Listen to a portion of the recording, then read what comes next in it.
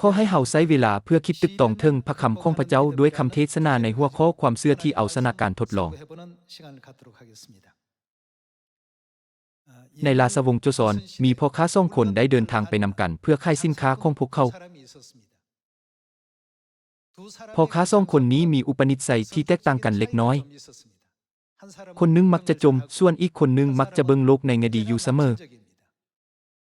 เมื่อข้าพเจ้าเว้าถึงบุคคลหนึ่งว่าเป็นคนเบิ่งโลกในแง่ดีข้าพเจ้าบ่ได้หมายความว่าพวกเขาเป็นคนสบายๆหรือบ่สามารถดำเนินการใดๆได้อย่างเหมาะสมแต่ข้าพเจ้าหมายถึงผู้ที่บ่จมเมื่อพบกับสถานการณ์ใดๆก็ตามเนื่องจากพ่อค้าทั้ง2 คนมีอุปนิสัยที่แตกต่างกันจึงเบิ่งคือว่าพวกเขาเติมเต็มซึ่งกันและกันได้ดีมื้อหนึ่งในฤดูร้อนที่ร้อนจัดพวกเขาพบว่าตนเองต้องปีนเนินภูที่สูงหลายถ้าสมัยนั้นมีรถพวกเขาคงจะสามารถขับขึ้นเนินไปได้แต่เนื่องจากบ่มีรถพวกเขาจึงต้องย่างขึ้นไปพ่อค้าผู้ที่มักจมได้เว้าว่าโอ้ยค่อยเหือออกเต็มโตแล้วเพราะอากาศที่ร้อนนี้พวกเขาต้องย่างข้ามเนินภูที่สูงสันนี้แท้ๆบ่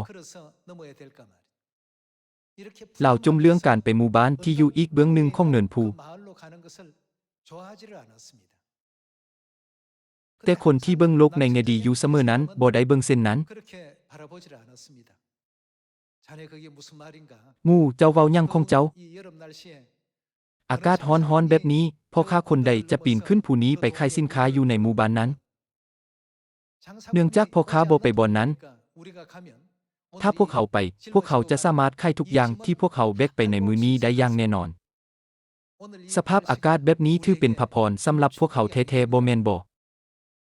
2 คนนี้มีมุมมองที่แตกต่างกันดังเช่นนั้นอยู่เสมอคนหนึ่งคิดถึงความเจ็บปวดและความยากลำบากที่กำลังจะมาถึงเสมอส่วนอีกคนหนึ่งคิดถึงรางวัลและผลประโยชน์ที่ได้รับหลังจากการอดทนผ่านความยากลำบาก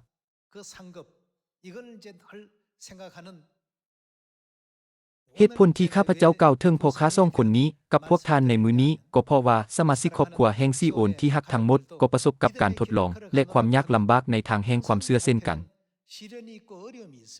พระเยซูก็ได้ทรงประทานพระคำเกี่ยวกับเรื่องนี้แก่พวกเขาด้วยพระองค์เองผู้ใดผู้หนึ่งอยากเป็นสาวกของพระเยซูพวกเขาต้องแบกหยังสำหรับผู้ที่บ่ติดตามพระเยซูอาจเบิ่งคือว่าบ่ถูกต้องที่จะแบกไม้กางเขน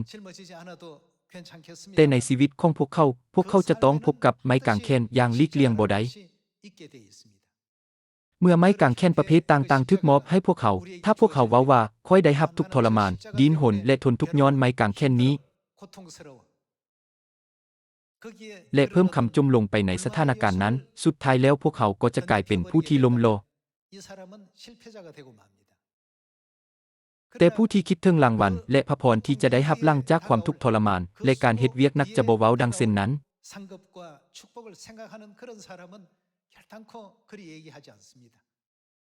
พวกเขาจะยิ้มอยู่เสมอโดยคิดว่าแม้นยังจะเกิดขึ้นต่อจากนั้นอาณาจักรสวรรค์กำลังรอท่าพวกเขาอยู่และพระเจ้าได้ทรงมอบพระสัญญาให้พวกเขาในการที่จะเป็นปโลหิตดังกษัตริย์ในสวรรค์พระองค์ทรงกล่าวว่าเฮากำลังไปจัดแจงบ่อนไว้สำหรับท่านทั้งหลายลองจินตนาการเบิ่งพระเจ้าทรงกำลังจัดเตรียมสถานที่ในอาณาจักรสวรรค์ไว้ให้บรรดาลูกในขณะที่พระองค์ทรงรอท่าการกลับมาของพวกเขาในโลกนี้บ่อนที่พวกเขาเป็นนักท่องเที่ยวและต้องจากไปหลังจากช่วงเวลาสั้นๆนั้นมันจะแตกต่างกันหลายส่ำใดถึงแม้นว่าพวกเขาอาศัยอยู่ในห้องเดียวหรืออยู่ในตึกใหญ่ทั้งหมดนี้เป็นเพียงสถานที่ที่พวกเขาผ่านไปเท่านั้นมีผู้เชื่อถือบางคนใช้ชีวิตแบบนักท่องเที่ยวในขณะที่คนอื่นใช้ชีวิตแบบคนพเนจร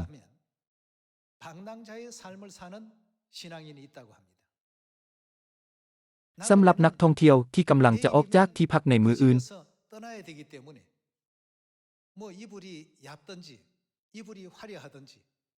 มันบ่สำคัญว่าผ้าห่มจะบางการตกแต่งจะหรูหราหรือรูปวอลเปเปอร์จะธรรมดาหรือบ่นั้นก็ย้อนว่าพวกเขากำลังจะออกไปในมืออื่น อย่างใดก็ตามคนพเนจรแม่นแตกต่างกันถ้าผู้ใดถือว่าแผ่นดินโลกนี้เป็นบ้านของพวกเขาและคิดว่ามันเป็นบ่อนอยู่อาศัยที่นิรันดร์ของพวกเขาทุกสิ่งทุกอย่างก็จะกลายเป็นแหล่งของการจมเหือนของผู้นั้นดีกว่าเหือนของข้อยตำแหน่งของคนนั้นดีกว่าตำแหน่งของข้อยเนื่องจากพวกเขาเปรียบเทียบอยู่เสมอพวกเขาจึงบ่สามารถประสบความสำเร็จทางฝ่ายร่างกายและบ่สามารถประสบความสำเร็จในด้านความเชื่อเช่นกันดังนั้นพวกเขาควรจะมีความเชื่อในแง่ดีหลังจากค่ำคืนผ่านไปแล้วเช้ามืดก็มาถึงและรุ่งเช้าก็มาถึงบ่แม่นบ่หลังจากฤดูหนาวที่หนาวเย็นผ่านไปฤดูใบไม้ปลิงที่อบอุ่นก็กลับมาอีกบ่แม่นบ่เมื่อเห็นดอกแคนารีดอกซากุระและดอกไม้ในฤดูใบไม้ปลิงเบ่งบานอยู่ทั่วทุกคนแห่งพวกเขาก็คิดว่าว้าวหิมะตกเมื่อบ่เท่าใดมื้อก่อนแล้วฤดูใบไม้ปลิงก็ได้มาถึงอีกแล้ว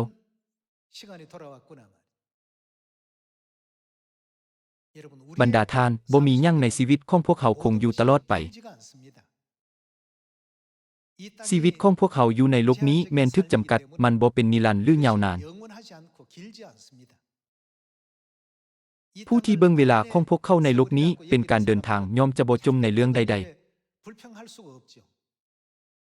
บ่จำเป็นต้องจมเพียงเพราะว่าวอลเปเปอร์สุดโทรมในมื้ออื่นเช้าหลังจากนอนเพียงแต่คืนเดียวเราก็ต้องออกจากที่พักไปมันบ่แม่นสถานที่ที่เราจะอยู่ตลอดไปแม่นบ่ผู้ที่จมและจมหายคิดถึงเพียงแต่ความยากลำบากที่อยู่ข้างหน้าค่อยต้องรับมือกับสถานการณ์ที่ยุ่งยากแบบนั้นอีกเทื่อนึงบ่อย่างใดก็ตามพ่อค้าที่เบิ่งโลกในแง่ดีบ่ได้คิดเช่นนั้นถ้าค่อยสามารถปีนขึ้นเนินผู้นี้ที่ทุกคนถือว่ายากลำบากประชาชนในหมู่บ้านนั้นจะซื้อผลิตภัณฑ์ทั้งหมดของค่อยอย่างแน่นอนบรรดาท่านถ้าพวกเขาปีนเนินภูด้วยแนวความคิดนี้มันก็บ่แม่นเนินภูที่ยากลำบากอีกต่อไปในมื้อนี้ขอให้พวกเขาจดจำสิ่งนี้ไว้ในจิตใจในสมัยของคริสตจักรตอนต้นบรรดาสาวกมีความเชื่อแบบใดจึงเฮ็ดให้พวกเขาเอาชนะความท้าทายในชีวิตใดถึงแม้นว่าอัครทูตปนทึกเขียน5เทื่อละ39 บาทลาวก็ได้เชื่อว่ามงกุฎแห่งชีวิตจะถูกประทานให้แก่ลาวดังนั้นพวกเขาจึงบ่ควรอ่านเพียงแต่เกี่ยวกับตัวอย่างการดำรงชีวิตของผู้เชื่อถือในคริสตจักรตอนต้นที่เล่นแข่งขันด้วยความกระตือรือร้นเท่านั้นแต่พวกเขาต้องเข้าใจอย่างลึกซึ้งว่าพวกเขาดำรงชีวิตแบบนี้แท้ๆพวกท่านและข้าพเจ้าต้องพยายามย่างตามบัดเก้าของพวกเขาอย่างแท้จริง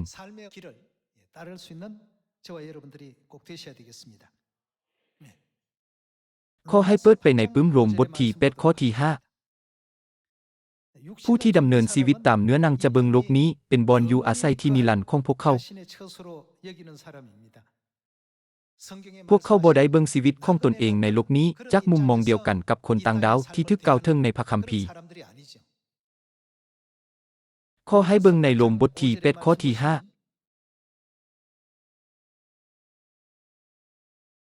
คนที่ดำเนินชีวิตตามสันดานมนุษย์ก็ใส่ใจในสิ่งที่เป็นของมนุษย์คนที่ดำเนินชีวิตตามพระวิญญาณก็ใส่ใจในสิ่งที่เป็นของพระวิญญาณ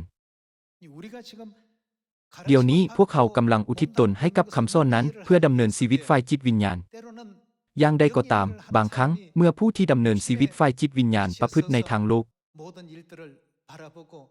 เบิ่งสังเกตและตีความหมายสถานการณ์อ้อมข้างทั้งหมดจากมุมมองนั้นการทำลายล้างก็เป็นสิ่งที่หลีกเลี่ยงบ่ได้ขอให้เบิ่งข้อที่5อีกครั้งคนที่ดำเนินชีวิตตามสันดานมนุษย์ก็ใส่ใจในสิ่งที่เป็นของมนุษย์คนที่ดำเนินชีวิตตามพระวิญญาณก็ใส่ใจในสิ่งที่เป็นของพระวิญญาณการถูกควบคุมโดยสันดานมนุษย์ก็คือหยังความตายผู้ที่เดินตามเส้นทางนั้นจะจบลงด้วยความตายเท่านั้น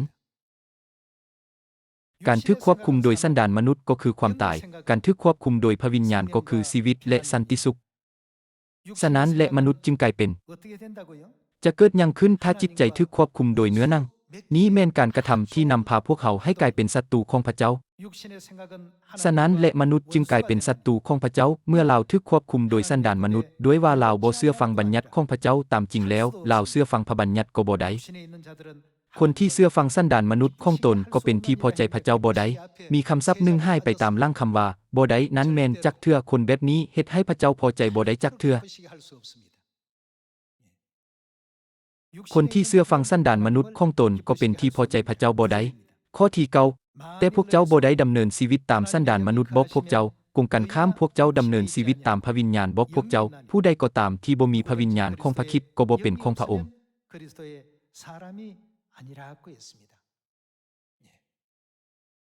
บ่ว่าจะเป็นผู้เชื่อถือหรือศาสนาจารย์ที่เฮ็ดเวียกอยู่แถวหน้า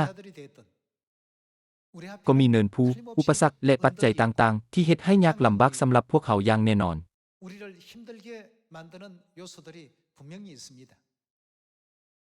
เมื่อพวกเขาประเสริญกับความท้าทายดังกล่าวบ่ควรจมว่าพวกเขาจะไปฮอดที่นั้นเมื่อใดแต่พวกเขาควรซุ่มใส่อนาคตที่สดใสซึ่งรอท่าพวกเขาอยู่แทนบางคนย่างไปตามทางนี้ด้วยความสมซื่นยินดีที่ได้รอคอยท่าทรัพย์สมบัติแห่งสวรรค์ซึ่งรอท่าอยู่ในตอนสิ้นสุดของการเดินทางในขณะที่บางคนคิดถึงเพียงแต่ความทุกข์ทรมานในปัจจุบันทางห้องควรคังว่าโอ้มันลำบากหลายค่อยกำลังจะตายแล้วในที่สุดกุมลังจะจบลงด้วยการยอมแพ้และบ่สามารถไปถึงจอมผู้ใดมันเป็นไปบ่ได้อย่างแน่นอนที่จะไปถึงจอมผู้ใดด้วยแนวความคิดนั้นลองจินตนาการว่ามีทรัพย์สมบัติที่ล้ำค่าอยู่ถึงนั้นแม้นไผจะบ่อยากปีนขึ้นเนินผู้นั้นแม้นแต่ผู้ที่เกือบจะย่างบ่ได้ก็จะบินขึ้นไปที่นั้นพลังที่เฮ็ดให้พวกเขาสามารถบินได้นั้นแท้จริงแล้วแม่นยังนั้นแม่นความหวังในอาณาจักรสวรรค์ที่พระมารดาแห่งสวรรค์ส่งให้แก่พวกเขาบ่แม่นบ่ถึงแม้นว่าพวกเขาควรดำเนินชีวิตในทางแห่งข่าวประเสริฐโดยจ้องตาเบิงสง่าราศีนั้นแต่พวกเขากลับคิดว่าโอ้การปีนขึ้นเนินภูในอากาศที่ร้อนในมื้อนี้จะเฮ็ดให้ค่อยเหือออกหลายแน่นอนบ่แม่นบ่ถ้าพวกเขาคิดว่าล่างเนินภูนั้นมีผู้คนอย่างล่วงหลายกำลังรอท่ารับบัพติศมาอย่างกระตือรือร้นแล้วขั้นตอนเหล่านั้นก็จะบ่ยากเลยขอให้เฮามาสืบต่อเบิ่งในข้อที่13นำกันบทที่8ข้อที่13ด้วยว่าถ้าพวกเจ้าดำเนินชีวิตตามสันดานมนุษย์พวกเจ้าก็จวนจะตายแต่ถ้าโดยพระวิญญาณพวกเจ้าก็พวมทำลายกิจการอันพาให้เฮ็ดบาปและพวกเจ้าก็จะได้ชีวิตคนใดที่มีพระวิญญาณของพระเจ้านำพาคนนั้นก็เป็นลูกของพระเจ้าด้วยว่าพระวิญญาณที่พระเจ้าได้พูดให้พวกเจ้านั้นบ่เฮ็ดให้พวกเจ้าเป็นทาสและก็ให้เกิดความย้านกลัวแต่พระวิญญาณเฮ็ดให้พวกเจ้าเป็นลูกของพระเจ้าและโดยฤทธิ์อำนาจแห่งพระวิญญาณบริสุทธิ์พวกเขาจึงเอิ้นพระเจ้าว่าอับบาพระบิดาข้อที่16พระวิญญาณของพระเจ้าร่วมกับวิญญาณของพวกเขาประกาศว่าพวกเขาเป็นลูกของพระเจ้าในเมื่อเป็นลูกของพระองค์แล้วพวกเขาก็จะได้มีส่วนรับพรต่างๆที่พระองค์ได้จัดไว้สำหรับประชาชนของพระองค์และพวกเขาก็ยังจะได้มีส่วนร่วมกับพระคริสต์ในสิ่งที่พระเจ้าได้รักษาไว้สำหรับพระองค์ด้วยว่าถ้าพวกเขาควรร่วมในหยังความทนทุกข์เป็นสิ่งที่ทุกคนที่ติดตามชีวิตของพระคริสต์จะต้องประเสริญด้วยว่าถ้าทนทุกข์ร่วมกับพระคริสต์พวกเขาก็จะได้รับสง่าราศีร่วมกับพระองค์ข้อที่18เฮาเห็นว่าความทุกข์ลำบากของพวกเขาในเวลานี้บ่อาจความทุกข์ลำบากของพวกเขาในเวลานี้เป็นแนวใดบ่อาจเทียบใส่กับสง่าราศีที่จะถูกเปิดเผยแก่พวกเขาในภายหน้าใดพระเจ้าทรงอยากให้พวกเขามีความเชื่อเส้นนี้แทนที่จะเบิ่งความยากลำบากที่อยู่ข้างหน้าของพวกเขาและคิดว่าค่อยต้องแก้ไขมันอีกเทื่อนึงบ่ค่อยจะแบกภาระอันนักหน่วงนี้ได้แนวใดพวกเขาควรคิดว่าโดยการแบกภาระอันนักหน่วงนี้และเปิดทางนี้ค่อยจึงสามารถนำพาคนอื่นๆให้เดินตามทางนี้ได้แล้วพวกเขาก็จะเข้าใจได้อย่างแท้จริงว่าความทุกข์ลำบากในปัจจุบันของพวกเขาบ่อาจเทียบใส่กับสง่าราศีที่จะถูกเปิดเผยแก่พวกเขาได้ผู้เชื่อถือในคริสตจักรตอนต้นได้ดำเนินข่าวประเสริฐด้วยความเชื่อและแนวความคิดดังเช่นนี้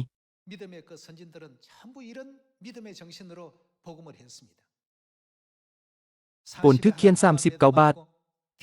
ทึกตีด้วยไม้ค้อนทึกแกงก้อนหินใส่และเทื่อนึงได้ใส่อยู่ในน้ำทางเว้นทางคืนถึงแม้นว่าลาวอยู่ในสถานการณ์อันตรายแต่บ่มีหยังที่จะหยุดลาวจากการประกาศข่าวประเสริฐใดลาวได้คิดเกี่ยวกับหยังนั้นเป็นเพราะว่าเราได้ย่างไปตามทางแห่งความเชื่อโดยรอคอยท่าสง่าราศีในอนาคตพวกเขาทุกคนตั้งกทนงในความเชื่อของตนเองแต่ในสถานการณ์ที่จำเป็นต้องมีความเชื่อพวกเขากลับทำตนเองว่าค่อยจะเดินไปในเส้นทางนั้นอีกได้แนวใด ถึงแม้นว่ามีทรัพย์สมบัติอย่างล่วงไหลรอท่าพวกเขาอยู่ในตอนท้ายพวกเขาควรคิดอยู่เสมอว่าระหว่างคนสองประเภทนี้พวกเขาควรมีลักษณะอย่างใดจึงจะบรรลุภารกิจแห่งข่าวประเสริฐที่ได้รับมอบหมายนั้นดังนั้นผู้ที่ล้มเหลวแม่นผู้ที่ซุ่มใส่เพียงแต่ความยากลำบากที่เกิดขึ้นกระทันหันท้อถอยใจได้ง่ายแม้นแต่เพราะว่าความยุ่งยากเล็กๆน้อยๆในความพยายามใดก็ตามในขณะที่ผู้ที่ประสบผลสำเร็จแม้นผู้ที่คิดถึงอยู่เสมอถึงสง่าราศีที่จะตามมาจากการเฮ็ดเวียกหนักและความพยายามของพวกเขาข้าพเจ้าหวังว่าสมาชิกครอบครัวแห่งซีโอนทุกคนจะบ่ปรากฏตัวอยู่ทรงหน้าของพระเจ้าในฐานะคนล้มเหลว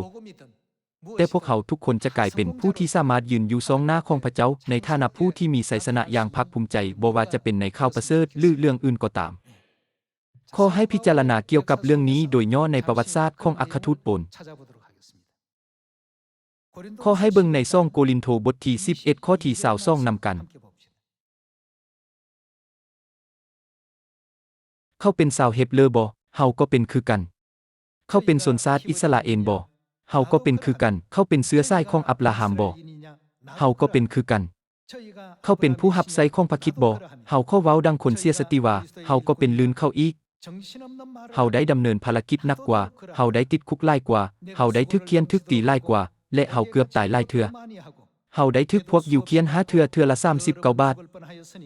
เฮาได้ถูกพวกลมใส่ไม้ค้อนตี3เทื่อและเฮาถูกแกงก้อนหินใส่1เทื่อเฮาประเสริญกับเหือล้มถึง3เทื่อและเทื่อนึงเฮาได้เซอยู่ในน้ำทางเว้นทางคืนในการเดินทางหลายเทื่อของเฮาได้ตกอยู่ในอันตรายจากน้ำท่วมและจากผู้ให้อายโจรในอันตรายจากพวกยิวเพื่อนร่วมชาติและจากพวกบ่เป็นยิวเฮายังประเสริญต่ออันตรายในเมืองต่ออันตรายในทิ่นแห้งแล้งกันดารต่ออันตรายในทะเลและต่ออันตรายจากเพื่อนที่น่าไว้ลังลอกเฮาได้บักบั่นดำเนินภารกิจอันหนักหน่วงและยากลำบากอดหลับอดนอนเป็นประจำอึดเข้ายากน้ำและไล่เทื่อเฮาขาดอาหารการกินขาดบอนพักเสาขาดเครื่องนุ่งห่มนอกจากที่ก้าวมาทั้งหมดนั้นแล้วเฮาก็ทึกบีบคั้นย้อนความกังวลที่มีต่อคริสตจักรทุกแห่งเมื่อมีผู้ใดผู้หนึ่งอ่อนแรงเฮาก็รู้สึกอ่อนแรงคือกันเมื่อมีผู้ใดผู้หนึ่งตกในบาปเฮาก็เป็นทุกข์ใจอย่างเต็มที่ถ้าเฮาต้องอวดเฮาก็จะอวดถึงสิ่งที่แสดงว่าเฮาอ่อนแออย่างใดดังที่พวกเขาได้เห็นในชีวิตของอัครทูตโปลมีบางครั้งขาดบอนพักเสาขาดเครื่องนุ่งห่มและแม้นแต่ถูกปฏิเสธจากผู้คนในขณะที่เหล่าประกาศข่าวประเสริฐทุกๆมื้อแต่เราก็ได้แบ่งปันพระคำแห่งชีวิตของพระเจ้ากับผู้คนอยู่เสมอเพราะการที่พวกเขาได้รับพระคำแห่งชีวิตหมายความว่าการบาปของพวกเขาจะได้รับอภัยและแทนที่จะตกนรกพวกเขาจะได้รับอาณาจักรสวรรค์ที่นิรันดร์ความสุขในการมอบอาณาจักรสวรรค์ให้แก่แต่ละคนนั้นถือเป็นทรัพย์สมบัติที่ยิ่งใหญ่สำหรับโปล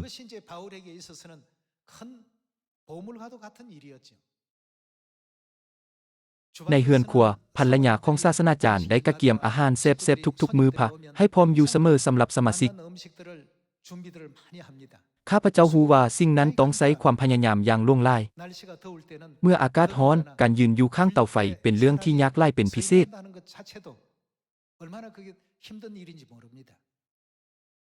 อย่างใดก็ตามปั้นปลายของความพยายามทั้งหมดนี้บรรดาสมาชิกครอบครัวแห่งสวรรค์ที่เสียไปจะกลับคืนมาสู่อ้อมแขนของพระบิดาพระมารดาด้วยความเชื่อที่ว่าในมื้อที่ข่าวประเสริฐสำเร็จสมบูรณ์ในโลกนี้พวกเขาทุกคนจะได้รับการเปลี่ยนแปลงสู่สภาพฝ่ายจิตวิญญาณที่คล้ายคือกับพระเจ้าและกลับคืนสู่บ้านเมืองแห่งสวรรค์ของพวกเขาทั้งศาสนาจารย์และภรรยาของพวกเขากำลังเฮ็ดเวียกอย่างภาคเพียรแต่ละคนกำลังปีนขึ้นเนินภูและภูสูงของตนเองและสืบต่อปีนขึ้นไปอย่างต่อเนื่อง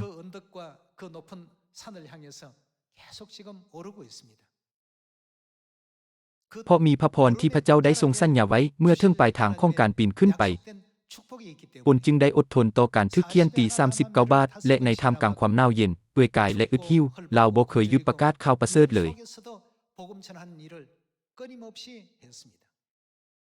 ในสุดท้ายปนได้เว้ายังเดี๋ยวนี้เฮาได้สำเร็จสิ่งที่เฮาต้องเฮ็ดแล้วเฮาได้สำเร็จภารบทบาทของเฮาอยู่ในโลกนี้แล้วบัดนี้หางวันแห่งไสชนะก็รอเฮาอยู่คือมงกุฎแห่งความชอบธรรมนี้แม่นสิ่งที่พระเจ้าได้ทรงสัญญาไว้เฮาได้เห็นและได้เล่นไปหาสิ่งนั้นอย่างขยันขันแข็งมาโดยตลอด ฤทธิ์อำนาจของพระเจ้ายิ่งใหญ่และน่าอัศจรรย์หลายเพียงใดพระเจ้าได้ทรงสร้างฟ้าสวรรค์และแผ่นดินโลกด้วยพระคำของพระองค์น้ำที่อยู่เหนือท้องฟ้าและน้ำที่อยู่ลุ่มท้องฟ้าและทุกสิ่งที่อยู่ในนั้นอย่างใดก็ตามยังมีหลายด้านและหลายแง่มุมที่วิทยาศาสตร์ยังบ่ทันได้ค้นพบมันมีความลึกซึ้งและลึกลับหลายพระเจ้าผู้ทรงเหตุการณ์อัศจรรย์เหล่านี้ทรงเรียกร้องให้หัวใจของมนุษย์กลับคืนไปหาพระองค์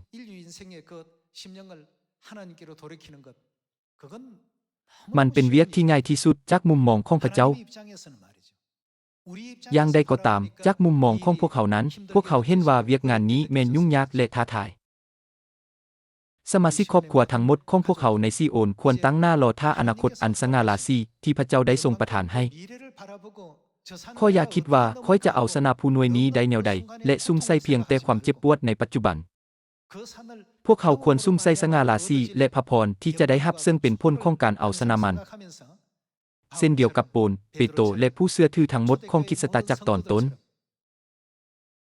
ในเฮบเรบทที่11มีกล่าวว่าพวกเขามีความเชื่อที่โลกนี้บ่สมกับพวกเขาความเชื่อของพวกเขาบ่ได้ซุ่มใส่เพียงแต่ความยากลำบากที่อยู่ต่อหน้าพวกเขาเท่านั้น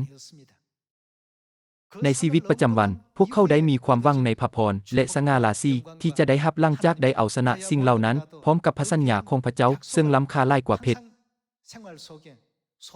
มีบันทึกไว้ว่าพระเจ้าทรงพอใจกับผู้คนเช่นนี้เสมอนี้แม่นเส้นทางแห่งความเชื่อที่เฮ็ดให้พระบิดาพระมารดาทรงพอใจแม้แต่เดี๋ยวนี้ก็มีสมาชิกจำนวนหลายที่ย่างไปในทางนี้อย่างภาคเพียรอย่างใดก็ตามพวกเขาทุกคนควรบังเกิดใหม่เพื่อรับเอาความเชื่อที่เต็มด้วยความคิดในแง่บวกข้อให้เฮาเปิดไปในเฮบเรบทที่11ข้อให้เบิ่งในข้อที่6บ่มีไผเป็นที่พอใจพระเจ้าใดโดยบ่มีความเชื่อถ้าบ่มีความเชื่อจะเป็นแนวใดแน่นอนแล้วว่าบ่มีไผเป็นที่พอใจพระเจ้าใดด้วยว่าผู้ที่เข้ามาหาพระเจ้านั้นต้องเชื่อว่าพระองค์ทรงมีชีวิตอยู่และทรงโปรดให้บำเหน็จแก่ผู้ที่แสวงหาพระองค์แม่นความเชื่อที่ได้เฮ็ดให้โนอาห์ได้ยินคำตักเตือนของพระเจ้าถึงเหตุการณ์ในอนาคตซึ่งเพิ่นยังบ่ได้เห็นเพิ่นเชื่อฟังพระเจ้าและสร้างเรือใหญ่ซึ่งให้เพิ่นกับครอบครัวได้พ้นด้วยเหตุนี้โลกจึงได้ถูกตัดสินลงโทษและโนอาห์ได้รับจากพระเจ้าความชอบธรรมโดยทางความเชื่อถ้าพวกเขาถูกบอกในสมัยนี้ว่าจงสร้างเรือใหญ่เพื่อความพ้นของเจ้าพวกเขาจะเฮ็ดแนวใดพวกเขาจะเริ่มสร้างมันทันทีโดยกล่าวว่าอาเมนบ่ในชีวิตแห่งความเชื่อของพวกเขาต้องกล่าวว่าอาเมนและดำเนินการต่อไปบ่ว่าจะมีความยากลำบากใดก็ตาม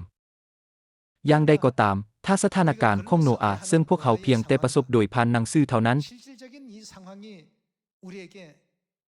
ทึกสั่งแก่พวกเขาในความเป็นจริงก็จะมีความแตกต่างอย่างใหญ่หลวง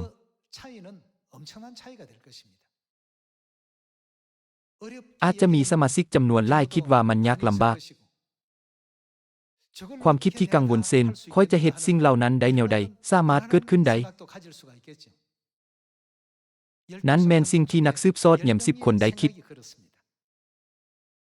พวกเขาจะสามารถยึดเอาป้องกันเมืองเยริโกที่แข็งแกร่งอยู่ข้างหน้าพวกเขาด้วยกำลังที่บ่มีประสบการณ์ของอิสราเอลได้แนวใดตามการสังเกตของพวกเขารู้สึกว่ามันเป็นไปบ่ได้เลยพวกเขาได้ลืมพระสัญญาทั้งหมดของพระเจ้าพระเจ้าได้ทรงสัญญากับพวกเขาถึงอาณาจักรสวรรค์ขอให้พวกเขาอย่าได้กลายเป็นผู้ที่เพียงแต่ซุ่มใส่ความยากลำบากที่อยู่ต่อหน้าพวกเขาและหลีกเลี่ยงสิ่งอื่นๆอยู่เบื้องหลังของเวียกงานนั้นแม่นพระสัญญาที่พระบิดาพระมารดาของพวกเขาให้ไว้พระองค์ทรงอยู่ที่นี้เพื่อช่วยพวกเขาในทุกๆอย่างเนื่องจากพระเจ้าได้ทรงสัญญาว่าจะช่วยพวกเขาจนถึงสิ้นยุคพระเจ้าจะลบลีกหรือลีกหนีจากพวกเขาบ่ถึงแม้นว่าเพียงแต่เบิ่งสิ่งที่เขียนเกี่ยวกับโนอาห์ในเฮบเรบทที่11พวกเขาก็เห็นได้ว่าถ้าหากว่าประชาชนในสมัยของโนอาห์ได้รับคำสั่งให้สร้างเรือคงจะบ่มีไผเชื่อฟังได้ง่ายๆเนื่องจากว่าบ่มีไผที่มีความเชื่อเหมือนดังโนอาห์พระเจ้าจึงทรงร้องขอเรื่องนี้กับโนอาห์โดยเฉพาะบ่แม่นบ่ขอให้เฮามาสืบต่อในบทที่11ข้อที่24แม่นความเชื่อที่ได้เฮ็ดให้โมเสสเมื่อเพิ่นใหญ่แล้วสละสิทธิ์ที่จะรับชื่อว่าเป็นลูกชายของลูกสาวกษัตริย์เพิ่นเลือกเอาความทนทุกข์ร่วมกับประชาชนของพระเจ้าแทนที่เพิ่นจะสนุกสนานอยู่ในการบาปเวลาชั่วคราว โมเสเลือกเอาความทนทุกเวลาชั่วคราวเพราะเรารู้ว่าพระเจ้าจะทรงประทานดินแดนกานาอานที่อุดมสมบูรณ์และหั่งมีให้เพราะเรามีความเชื่อว่าพระเจ้าจะทรงมอบดินแดนนั้นให้ประชาชนของพระองค์อย่างแน่นอนเราจึงมีความสุขและยินดีในการร่วมทนทุกข์กับพวกเขาหลายกว่าสนุกสนานอยู่ในการบาปของราชวงศ์ในอียิปต์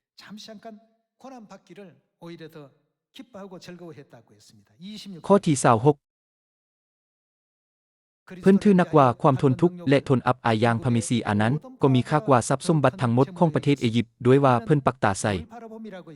เพิ่นปักตาใส่หยังบำเหน็จที่เพิ่นจะได้รับพวกเขาควรยึดมั่นในความหวังที่ว่าเมื่อพวกเขาปีนขึ้นเนินภูนั้นพระพรที่บ่สิ้นสุดจะเปิดเผยอยู่ต่อหน้าพวกเขาและพวกเขาจะได้รับทรัพย์สมบัติที่บ่สามารถอธิบายได้ในท้ายสุดแล้วพวกเขาควรกลายเป็นผู้ที่สามารถดำเนินภารกิจแห่งข่าวประเสริฐอย่างเพียงพอด้วยความเชื่อที่เบิ่งเห็นสิ่งต่างๆดังกล่าวก่อนล่วงหน้าบ่มีข่าวประเสริฐใดที่สามารถช่วยโลกให้พ้นใดยกเว้นข่าวประเสริฐของพวกเขาดังนั้นไผต้องเฮ็ดเวียกงานนี้นั้นเป็นเวียกงานที่พวกเขาต้องเฮ็ด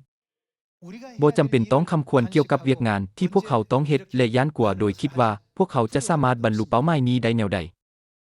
ตอนที่พวกท่านได้รับความจริงอาจมีเพียงแต่คนหนึ่งหรือ2คนที่ย่างตามทางนั้นอย่างใดก็ตามบ่ดนหลังจากนั้นก็มีผู้คนย่างตามทางนั้นหลายขึ้นพระเจ้าได้ทรงพวกเข้ามาภารกิจที่มอบหมายให้พวกเขาในมื้อนี้อาจเบิ่งคือว่าเป็นเนินภูที่สูงสันกว่าเล็กน้อยเมื่อเทียบใส่กับภารกิจของคนอื่นในโลกอย่างใดก็ตามถึงแม้นว่าพวกเขาปีนเนินภูของพวกเขามันก็บ่ได้รับผลหยังกลับมาเลยแต่สำหรับเนินภูของพวกเขานั้นจะเกิดหยังขึ้นเมื่อพวกเขาข้ามมันไป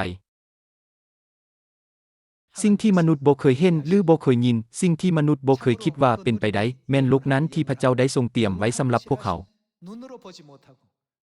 แท้จริงแล้วความสุขนั้นจะคงอยู่ชั่วนิรันดร์และตลอดไปเป็นนิจ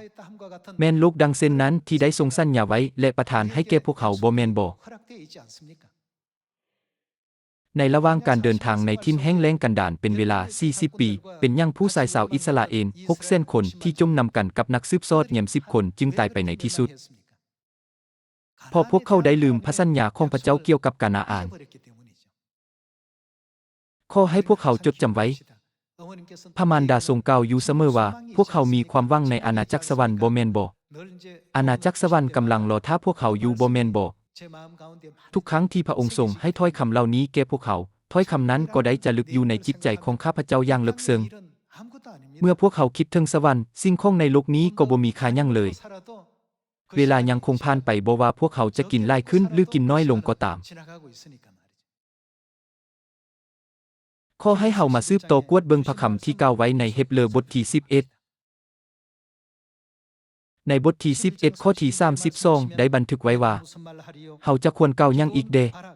เฮาบ่มีเวลาพอที่จะกล่าวถึงกิเดโอนบาลักเซมสันเยฟธาดาวิดซามูเอลและบรรดาผู้ประกาศพระคำโดยทางความเชื่อเข้าจึงสู้รบและได้ไสชนะทั่วทางดินแดนเข้าได้ปฏิบัติตามที่พระเจ้าเรียกร้องต้องการและได้รับตามที่พระเจ้าได้สัญญาไว้เข้างับปักสิ่ง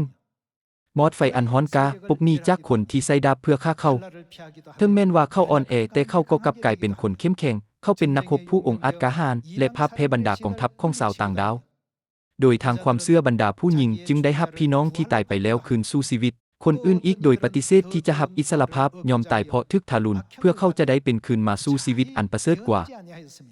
บางคนอีกทึกย่อหยันและทึกเคียนตีและคนอื่นอีกทึกลามโซ่และทึกคุมขังในคุกเขาทึกแกงหินใส่ทึกเลื่อยเป็นทอนทึกฆ่าด้วยคมดาบเขานุ่งนางแกะและนางแบะเที่ยวไปมาลำบากยากจนทึกคมเฮงและทึกนีบเต็งนานาประการโลกนี้บ่สมกับคนเหล่านั้นโลกเป็นแนวใดโลกนี้บ่สมกับคนเหล่านั้นความเชื่อของพวกเขามาจากไสถ้าพวกเขาเพียงแต่เบิ่งโลกนี้ก็จะบ่พบความเชื่อดังเส้นนี้อยู่ในพวกเขามีความเชื่อเส้นนี้เพราะพวกเขาได้เห็นทรัพย์สมบัติที่ล้ำค่าของอาณาจักรสวรรค์ที่พระเจ้าได้ทรงจัดเตรียมไว้อยู่ถัดจากเนินภูนั้น ถึงแม้นว่าทางขึ้นจะสูงสันหลายแต่มันก็บ่ยุ่งยากหรือน่าย้านกว่าแต่อย่างใดเลยนั้นก็เพราะว่าความหวังของพวกเขาอยู่ที่นั้นบ่ว่าพวกเขาจะพบกับสิ่งใดแทนที่จะย่างไปตามทางแห่งความเชื่อด้วยการจมอยู่ตลอดเหมือนดังพ่อค้าที่มักจมซึ่งได้กล่าวมาก่อนหน้านี้ข้าพเจ้าหวังว่าพวกเขาจะสามารถขึ้นไปเนินผู้ใดคือกับว่าบ่มีหยังเลยโดยให้สายตาของพวกเขาจดจ่ออยู่ที่สง่าราศีที่พระเจ้าได้ทรงจัดเตรียมไว้ให้พวกเขา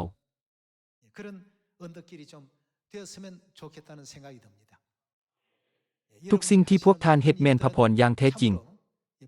พวกท่านกำลังช่วยโลกให้พ้นและเปลี่ยนความมืดให้กลายเป็นความสว่างผู้ที่เฮ็ดเวียกที่ยิ่งใหญ่และสำคัญดังเช่นนี้บ่จำเป็นต้องจม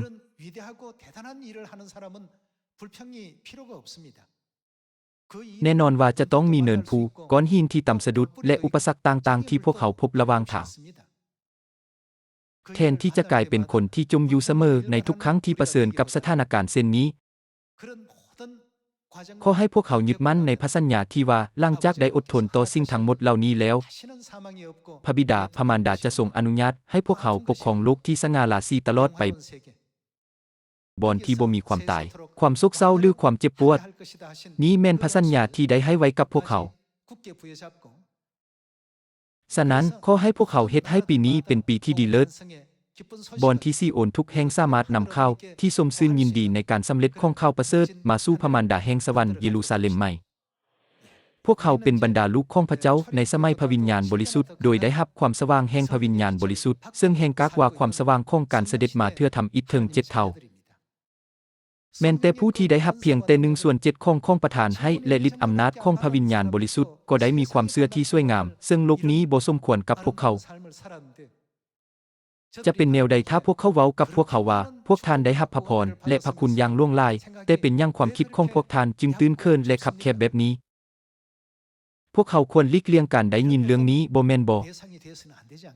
ความเจ็บปวดเป็นเพียงสิ่งที่ชั่วคราวแต่ทุกครั้งที่พวกเขาคิดถึงโลกที่จะมาถึงพวกเขาก็มีความสุขและปิติยินดีอย่างยิ่งข้าพเจ้าหวังว่าด้วยความเชื่อเช่นนั้นพวกเขาจะกลายเป็นลูกแห่งซีโอนที่โดดเด่นผู้ที่สามารถนำความสมซื่นมาสู่พระบิดาแห่งสวรรค์และเฮ็ดให้พระมารดาแห่งสวรรค์ทรงภาคภูมิใจได้อย่างแท้จริงด้วยนี้ข้าพเจ้าขอจบคำเทศนานี้ไว้ในเวลานี้ขอขอบใจ